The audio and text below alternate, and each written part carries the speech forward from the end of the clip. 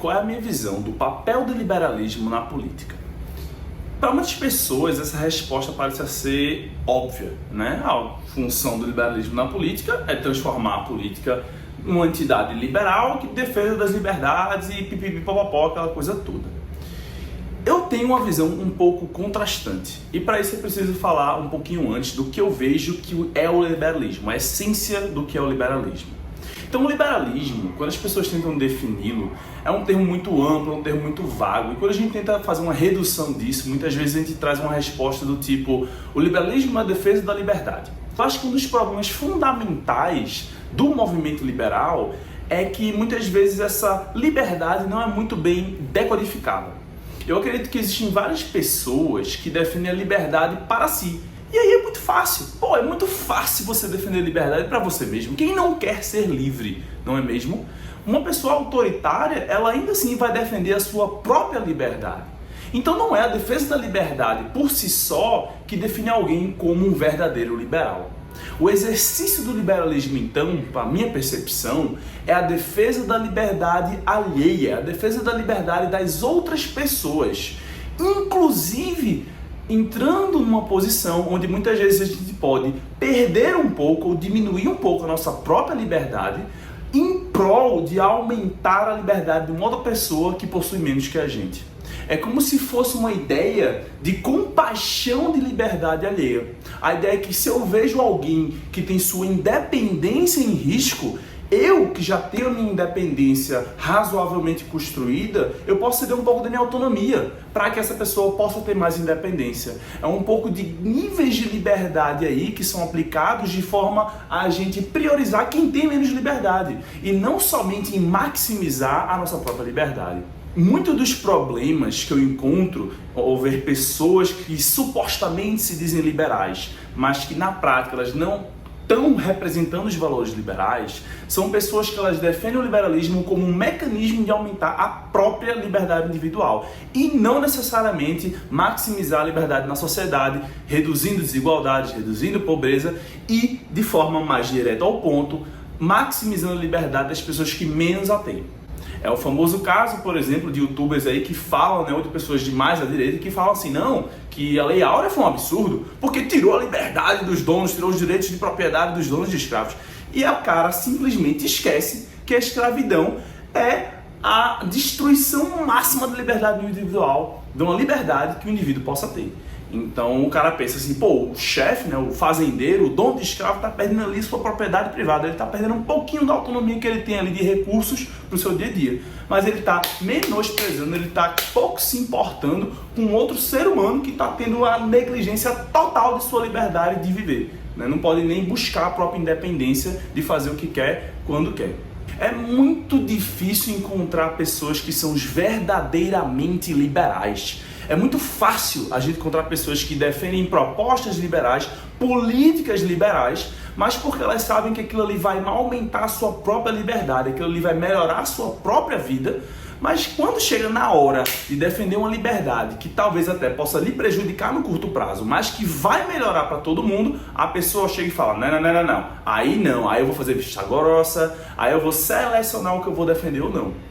É importante sempre tomar muito cuidado com as pessoas que se identificam como liberais por acharem que elas defendem liberdade, mas quando na prática elas defendem liberdade para si e não necessariamente para os outros. A grande definição do liberalismo, o grande cunho, se eu fosse estipular aqui o cunho de um verdadeiro liberal, é aquele que é capaz de defender a liberdade dos outros até mesmo antes da sua própria liberdade. Ele prioriza sempre maximizar a liberdade de quem menos tem, ao invés de simplesmente buscar uma maior liberdade para si mesmo, porque aí é muito fácil, aí todo mundo busca. Quem não quer, quem não é egoísta de buscar liberdade para si? Seria até burrice não fazer isso. A grande prova de um liberal é aquele cara que está disposto a priorizar a liberdade que menos tem. Então, é muito fácil defender a liberdade quando é algo que vai lhe beneficiar diretamente. O difícil, a prova de um liberal, é a defesa da liberdade que não necessariamente vai melhorar a sua vida, que não vai tornar você diretamente mais livre, mas vai beneficiar milhares de outras pessoas, ou simplesmente uma ou duas outras pessoas que precisam mais dessa liberdade do que você. Essa é a verdadeira prova do liberalismo.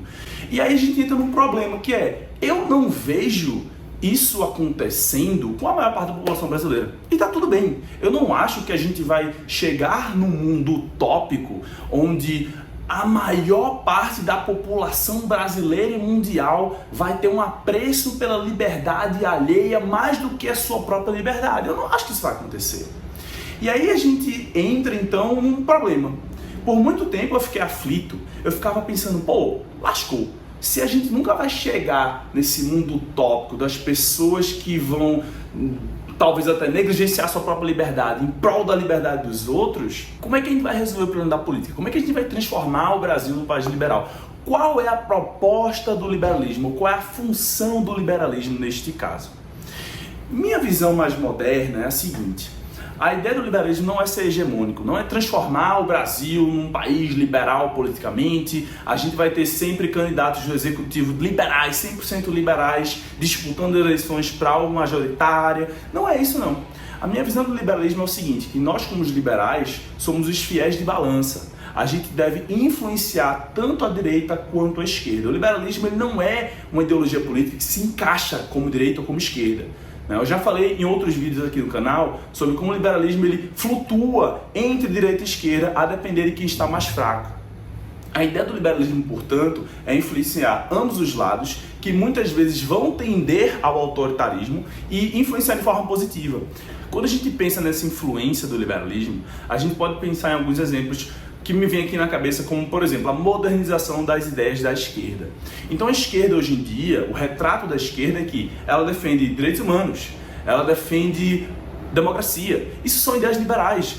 A democracia é liberal, o próprio nome, democracia liberal. Ela vem de ideias do iluminismo, ela vem de ideias completamente de idealizadoras liberais. Os direitos humanos, a Carta de Direitos Humanos, ela foi proposta e idealizada por liberais assumidos. Então, tudo isso é muito moderno. A esquerda atrasada, a esquerda da década de 50 e 60, é uma esquerda marxista, uma esquerda que tá nem aí para os direitos humanos, uma esquerda que tá nem aí para o público LGBT, a esquerda que tá nem aí para a democracia. Pelo contrário, ela quer uma ditadura do proletariado, não é uma democracia. A gente pode observar a influência também do liberalismo na esquerda num contraste entre esquerdas progressistas ainda mais modernas, como a europeia, e as esquerdas progressistas atrasadas, como a brasileira, que ainda vive nos anos 90. A esquerda brasileira avançou um pouco em alguns aspectos, mas ainda está travada nos anos 90. Como, por exemplo, na defesa de reformas fiscais, do equilíbrio de contas públicas, na abertura comercial de maneira geral. Então a esquerda europeia ela entende que livre mercado é bom, que ajuda a retirar pessoas da pobreza. Já a esquerda brasileira, como ela está travada nos anos 80 e 90, ela não enxerga isso. Ela tem dificuldade de entender que a abertura comercial, que reduzir impostos, que programas sociais, tudo isso para serem realizados, a gente precisa ter uma abertura comercial, a gente precisa ter um livre mercado acontecendo para que a gente consiga levar pessoas da pobreza. Se você olhar sobre uma visão moderna do que é o capitalismo, não é aquele capitalismo de Marx que colocava lá atrás o proletário contra o chefe. Hoje, o sonho do pobre, a inclusão social, passa por incluir mais pessoas ao capitalismo. O próprio Lula ele dizia, que no governo dele, no mandato dele, o Lula 1 e 2, o pobre passou a andar de avião, o pobre passou a ir para Disney, a comprar coisas, a fazer churrasco. Tudo isso é o quê? É incentivando uma cultura de consumo, onde os pobres podem participar mais ativamente do mercado consumidor. Isso não é uma visão antiga do que é ser esquerda, do que é ser progressista. É uma visão muito mais moderna, uma visão atualizada disso aí. É muito difícil imaginar uma sociedade onde 50% mais um dela vai ser genuinamente liberal. Pessoas capazes de priorizar a liberdade alheia do que a sua própria.